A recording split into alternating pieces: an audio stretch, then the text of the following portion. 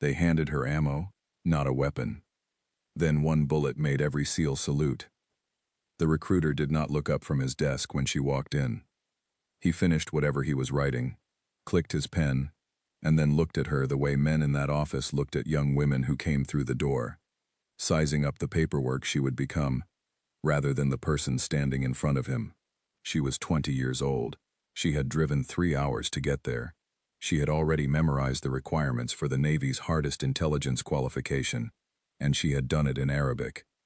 His name was Petty Officer Dale Cooper, a career man with coffee-stained cuffs and a bulletin board behind him covered in laminated charts. He pushed a pamphlet across the desk toward her. It had a photograph of a woman in uniform sitting behind a desk, smiling at a computer screen. Administrative support, medical records, logistics coordination. Shannon Kent picked up the pamphlet. She set it back down. She told him she wanted to be a cryptologic technician interpretive. She said it the way people say things when they have been saying them in their own heads for years and have finally decided to say them out loud to someone who matters. Not aggressively, not with nerves, just clearly, the way you read a coordinate off a map.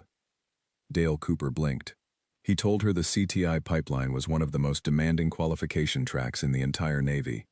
He told her the washout rate at the Defense Language Institute was significant. He told her the program required mastery of a critical foreign language to a standard that most college graduates with linguistics degrees never reached.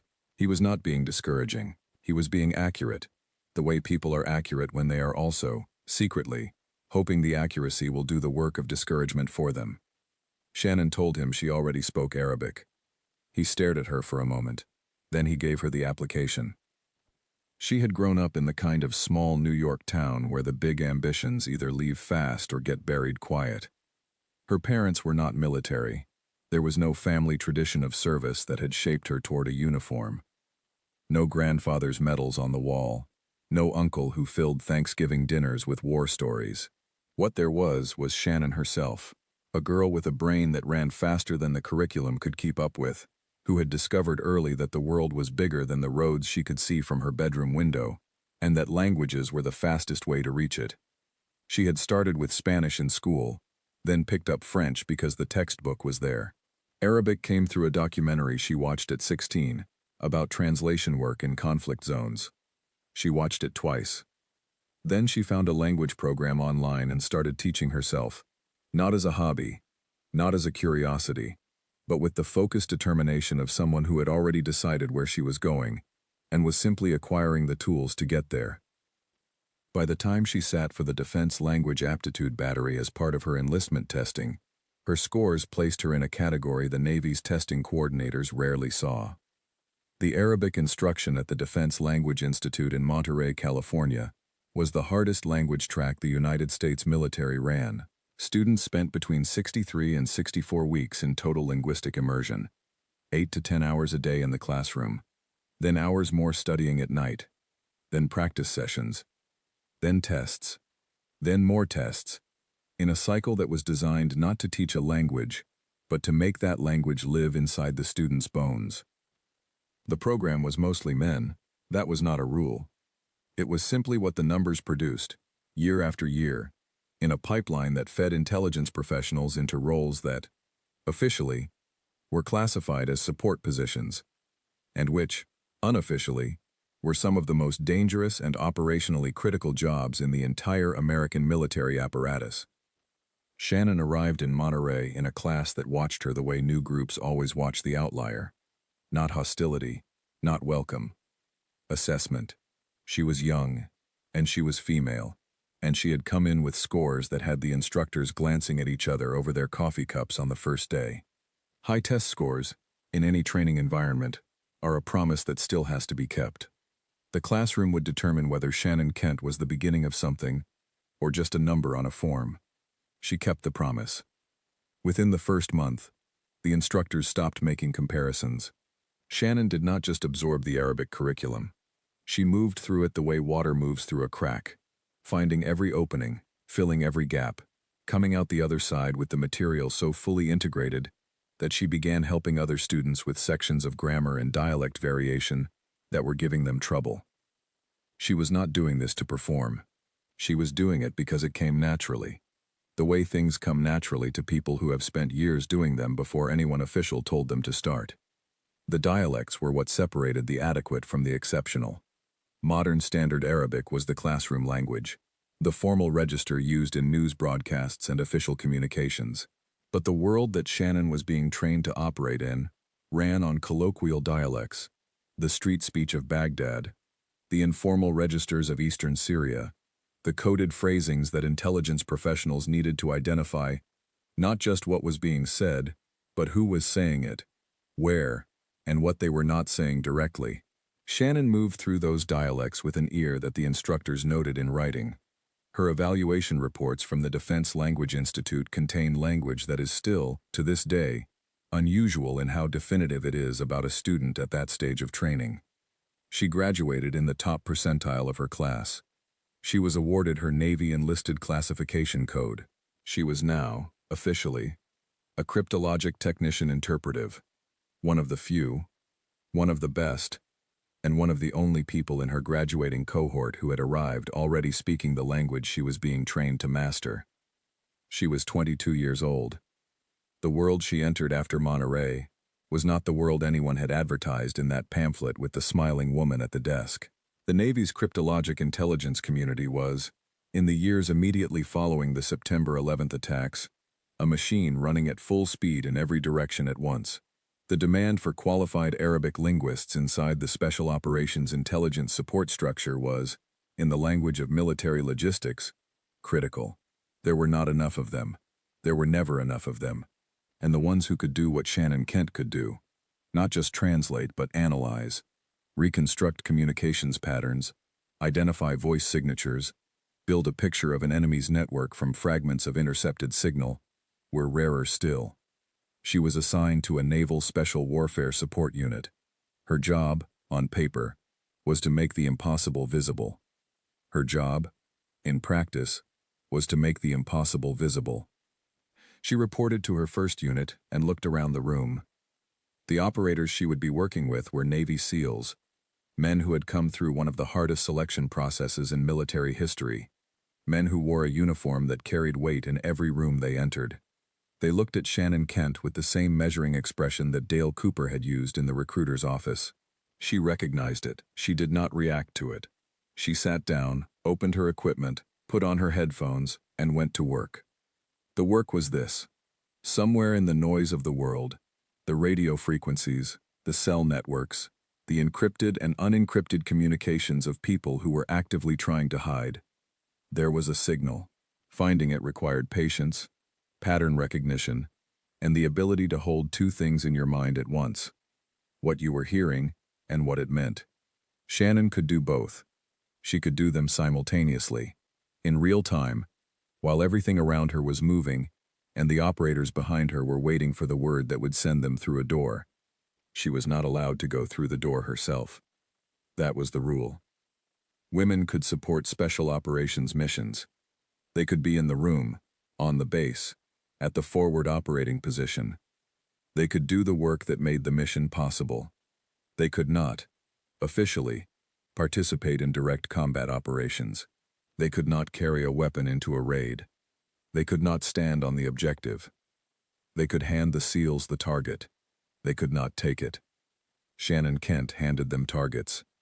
She did it with a precision that the operators began to notice, and then began to depend on. She was not merely locating signals. She was building pictures, mapping the relationships between voices, identifying which communications were deliberate distractions and which were genuine, pinpointing the physical locations of people who had spent years perfecting the art of not being found. She worked long hours without complaint. She asked no one for recognition. She simply did the work at a level that made itself impossible to ignore. The SEALs she worked with were not sentimental men. They had been trained to evaluate performance with a clear and unsparing eye, because in their world, the cost of overestimating someone was paid in lives. They evaluated Shannon Kent with that same eye. What they found was a professional who met their standard not approximately, not with qualifications, but completely. That was how the first part of Shannon Kent's story ended. Not with a ceremony or a speech, but with a room full of some of the most capable operators in the American military, quietly revising an assumption they had not even realized they were holding. She had not demanded the revision. She had simply made it inevitable. She went home at the end of that first deployment with a set of commendation records that her supervisors marked as exceptional. She filed them away, reported back for the next assignment, put her headphones on, and started listening again. The second deployment was harder.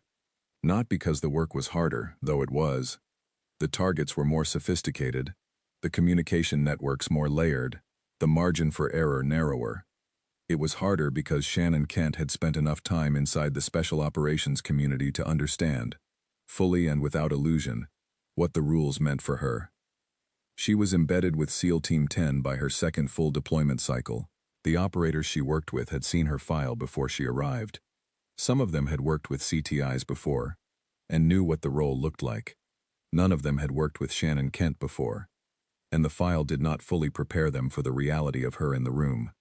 Calm, fast, impossibly accurate, with an instinct for the structure of enemy communications that went beyond training into something closer to intuition. The missions she supported during this period remain largely classified. What is documented, in official Navy records and in the accounts of the operators who were there, is a pattern. Shannon Kent found things that nobody else had found. She identified network nodes that led to high-value targets. She provided real-time support during raids that saved the lives of operators who would, in some cases, later attend her funeral and say that she was one of the best they had ever worked with. She could not go through the door. She sat at her station, headphones on, and directed the men who went through it. She did not visibly resent this arrangement. She was a professional, and professionals work within the rules of the system they have chosen to serve.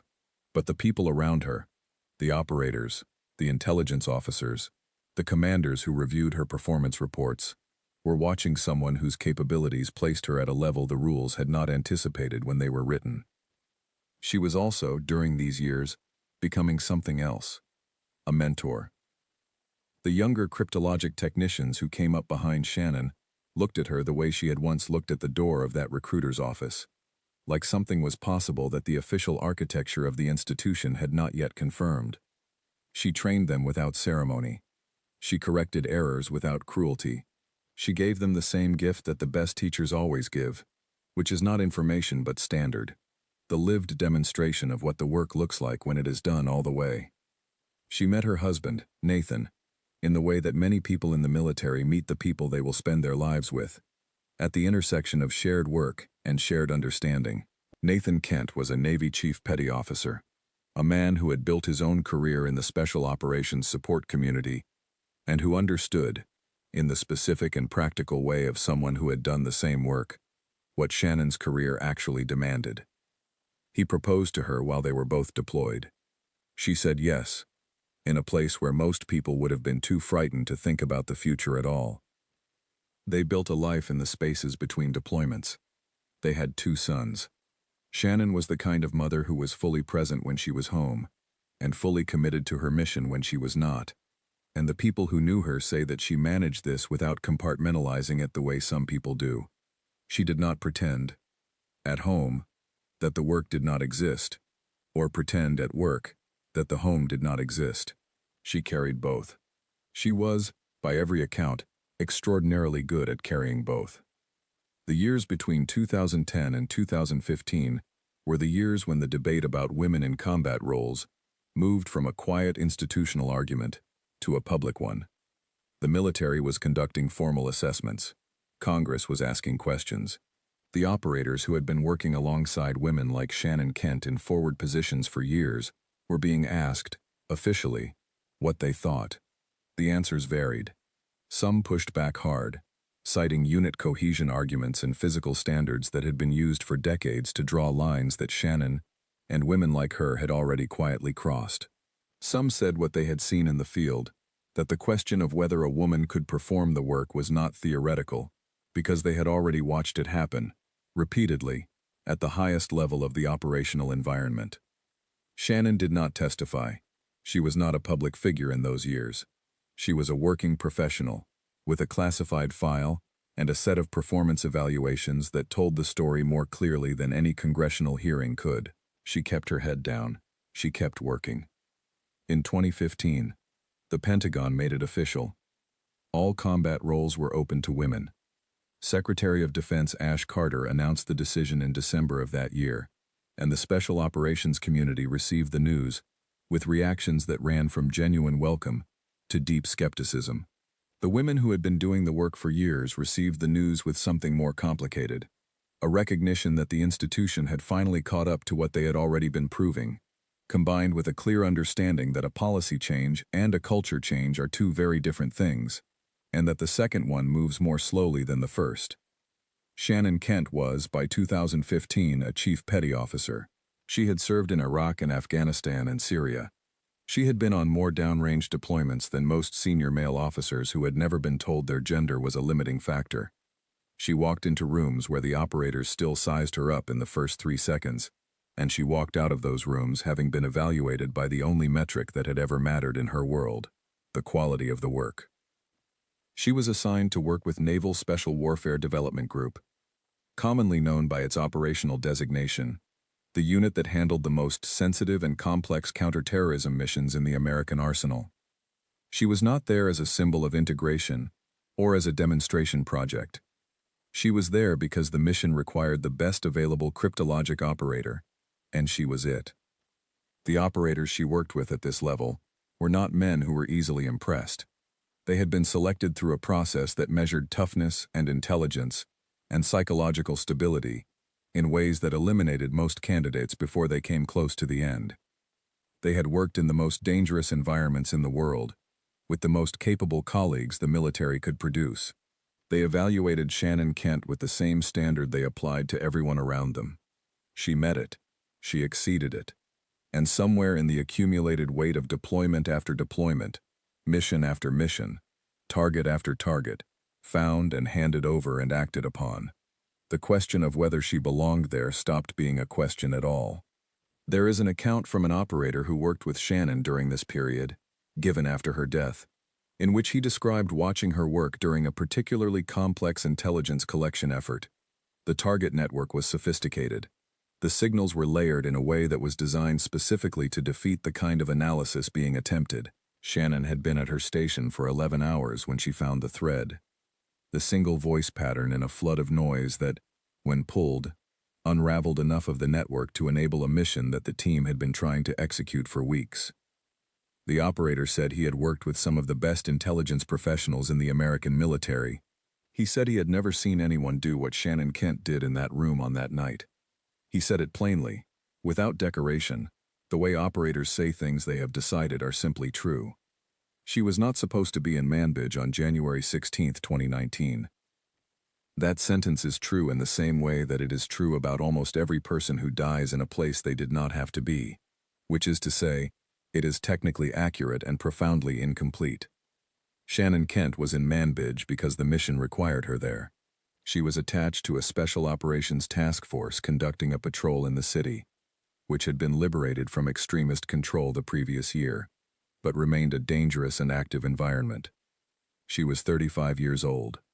She had 2 sons at home in Virginia. She had a husband who was also deployed. She had a career that had already redefined what the word service meant inside the Navy's most demanding communities.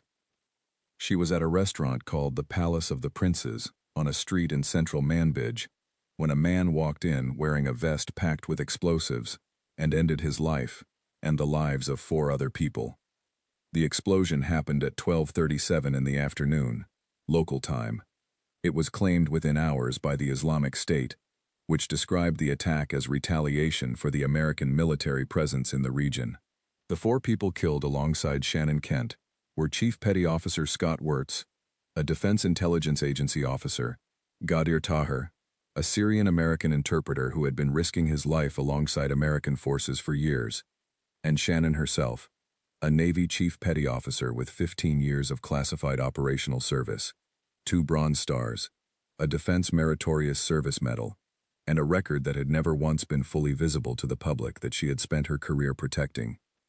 She was the first female Naval Special Warfare cryptologist killed in action. She was not the first woman to die in that war, She was not even the first female intelligence professional to die in support of special operations. But she was the first whose death arrived at a moment when the military could no longer honestly describe her role as indirect, could no longer use the language of support and distance and collocation to obscure what she had actually been doing, which was the work of a combat operator in every meaningful sense of that word, for 15 years, in some of the most dangerous environments on Earth. The news moved fast. It reached Nathan before it reached the press. He was in his own deployment when the notification came, and the account of what happened in the hours after, how he was flown back, how the network of people who had known Shannon in the special operations community responded, how the unit she had been attached to processed the loss of someone who had, by every account, been central to their operational capability, belongs to a story that is still, in many ways, too close and too classified to be told completely. What can be told is this. The operators she had worked with, men who had spent careers training themselves not to be undone by loss because the work required that steadiness, were undone by this one. Not publicly. Not in any way that broke the culture's requirement of composure, but in the private language of people who have served together in places where the stakes are absolute, in the way they talked about her in the months after, in the statements they gave, in the accounts that came out slowly and carefully in the years that followed. The loss of Shannon Kent registered at a level that was not about policy or symbolism, or the larger argument about women in combat roles. It was about her, specifically and irreplaceably her. Her memorial was held at Joint Expeditionary Base Little Creek in Virginia Beach. The community turned out, operators from the team she had supported, intelligence professionals who had trained alongside her, colleagues from across 15 years of classified service. Nathan was there with their boys, who were old enough to understand that something permanent had happened, and young enough that the full weight of it would take years to settle into shape. The SEALs at her memorial stood and saluted, not as a tradition performed for the family, not as a gesture toward the institution, or the rank, or the uniform.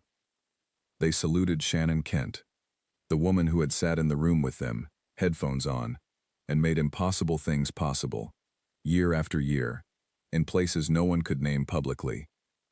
They saluted the person, the specific, irreplaceable, not easily categorized person who had walked into a recruiter's office at 20 years old, picked up a pamphlet about administrative support, set it back down, and then spent 15 years proving that the door had been hers all along. The image of that salute, Navy SEALs, the most decorated and demanding operators in the American military, standing at attention for a woman who had never been officially permitted to carry a weapon into the rooms where she had done her most important work, said something that 15 years of congressional hearings and policy debates had been circling without landing on. It said that the argument had been settled, not in a hearing room or a press release, in the field, in the accumulated reality of every mission she had ever supported, every target she had ever found, every operator whose life had come home because Shannon Kent had been listening. The Navy named a ship after her. The USN's Shannon Kent was designated in 2021, a combat stores vessel that would carry her name across the same waters where she had deployed. It was an honor, and it was right, and it was also, in the particular way of institutional honors that arrive after the fact, slightly inadequate to the reality of the person it commemorated.